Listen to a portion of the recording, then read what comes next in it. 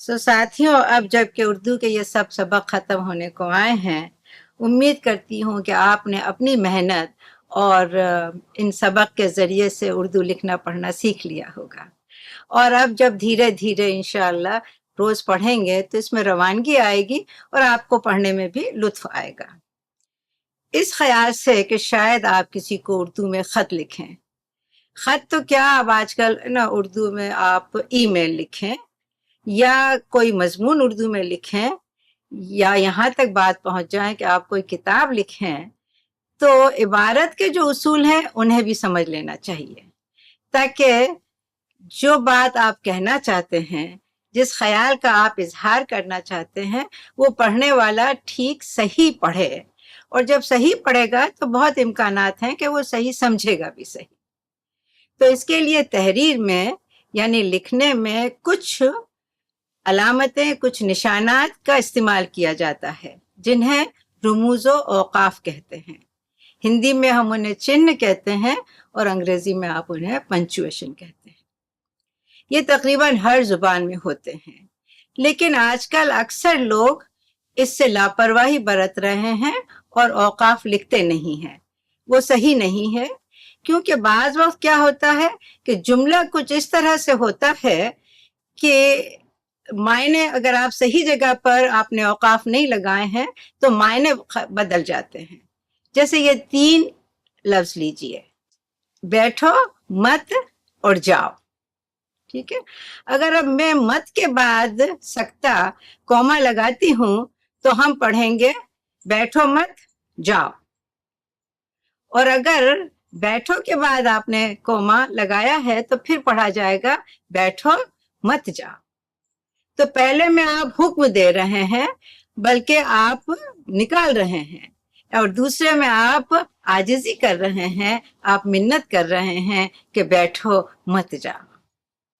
ऐसी कई मिसालें आपको मिल जाएंगी। एक छोटा सा जुमला और लीजिए कि आप ये करेंगे, है ना। इसका मतलब ये है कि आप ये काम या ये बात करेंगे।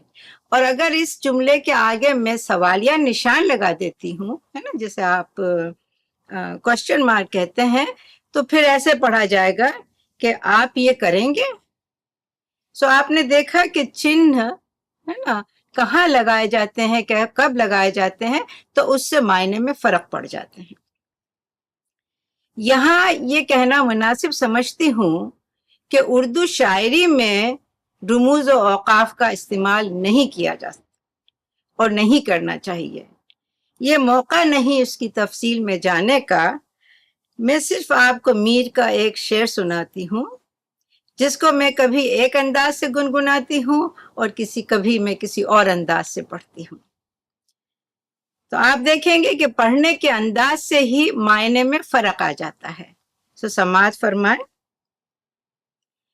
कि पत्ता पत्ता बूटा बूटा हाल हमारा जाने है, पत्ता पत्ता बूटा बूटा हाल हमारा जाने है, जाने न जाने गुल ही न जाने बाग तो सारा जाने है। तो यहाँ पर एक तरह की मायूसी है ना, अपनी किस्मत से गिला है कि सबको मालूम है, सब जानते हैं कि मुझे उससे मोहब्बत है, मगर अफसोस का महबूब नहीं जानता। सब ये दूसरे अंदाज से समाज फरमाए कि पत्ता पत्ता बूटा बूटा हाल हमारा जाने है, पत्ता पत्ता बूटा बूटा हाल हमारा जाने है, जाने न जाने गुल ही न जाने बाग तो सारा जाने है। सो देखिए, इसमें एक शिकायत का अंदाज है। सो पढ़ने के अंदाज से मायने में फर्क पड़ जाते हैं। सो शायरी में पंक्चुएशन का इस्तेमाल नहीं होता, मगर नसर में जरूरी है। और रुमूज़ और औक़ाफ़ इसलिए भी लगाना अच्छा है कि तहरीर में जरा खूबसूरती आ जाती है। कहीं सकता, है ना, कॉमा लगा हुआ है, कहीं वक्फा सेमी कॉलन है, कहीं कौसेन जिसे आप ब्रैकेट कहते हैं, कहीं सवालिया निशान है, कहीं वावेन इन्वर्टेड कॉमा है। सो ये मुख्तलिफ निशान तहरीर में बिखरे हुए फूलों की तरह से लगते हैं। सो लगाया कीजिए, अच्छी आदत है और फिर ज़रूरी भी है। सो आइए अब उर्दू के रुमूज़ और औक़ाफ़ सीखें। जुमले के आखिर में जो निशान लगाया जाता है اسے ختمہ کہتے ہیں، یعنی جو بات کہنی تھی وہ ختم ہوئی۔ سکتہ، جہاں کچھ مختلف چیزوں کا یا ناموں کا ذکر ہو تو ذرا سا ٹھہرا جاتا ہے اور اسے سکتہ کہتے ہیں۔ وقفہ، جہاں ٹھہراؤ تھوڑا زیادہ ہوتا ہے وہاں وقفہ لگایا جاتا ہے۔ رابطہ، کوئی بات کہہ کر اس کے متعلق کچھ تفصیل یا کچھ زیادہ بیان کرنا ہوتا ہے تو رابطہ استعمال کیا جاتا ہے۔ سوالیہ نشان، اس نشان سے تو ہم سب اچھی طرح سے واقف ہیں۔ جہاں کوئی سوالیہ لہجہ ہوتا ہے تو یہ نشان استعمال کیا جاتا ہے۔ واوین، جب کسی اور کی بات یا کسی کا کوئی قول نقل کیا جاتا ہے تو وہ اس نشان کے بیچ میں لکھا جاتا ہے اور اسے ہم واوین کہتے ہیں۔ ندائیہ، جہاں انسانی جذبات کا، حیرت کا، تعجب کا یا خوشی و غم کا اظہار کیا جاتا ہے تو وہاں یہ نشان لگایا جاتا ہے۔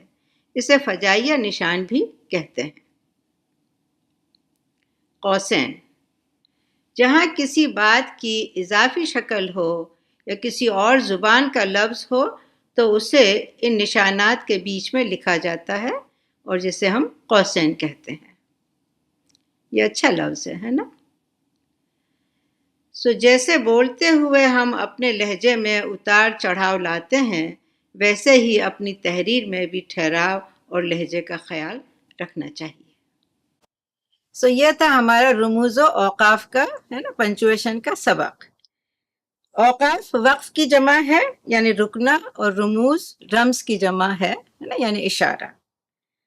اردو شاعری میں اس لفظ کا بہت استعمال ہوتا ہے کیونکہ ہمارے یہاں محبوب صاف صاف سیدھی بات تو کرتا نہیں ہے، جو کچھ کرتا ہے اشاروں میں ہی کرتا ہے، تو غریب عاشق ہمیشہ پریشان سا رہتا ہے۔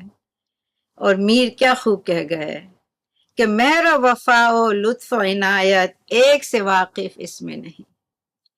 مہر و وفا و لطف و عنایت ایک سے واقف اس میں نہیں، نہ تو مہر کرنا جانتا ہے، نہ وفا کرنا جانتا ہے، اور لطف و عنایت کچھ نہیں جانتا، اور تو سب کچھ طنز و کنایہ، رمز و اشارہ جانے ہے۔